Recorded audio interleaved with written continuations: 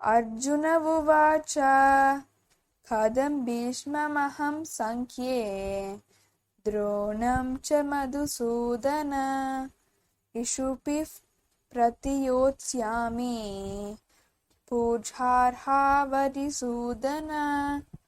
அர்ஜுனன் கூறுகிறார், மதுசூதனா, நான் போர்க்களத்தில் எவ்வாறு அம்புகளினால் பாட்டனார் பீஷ்மரையும் ஆச்சாரியார் துரோணரையும் எதிர்த்து போரிடுவேன்?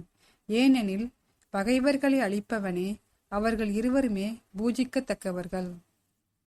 குருன ஹத்வா ஹி மஹானுபாவான் ஸ்ரேயோ போக்தும் பைக்ஷமபீஹ லோகே ஹத்வார்த்த காமாம்ஸ்து குருநிஹைவ புஞ்சீய போகான ருதிரப்பிரதிக்தான்.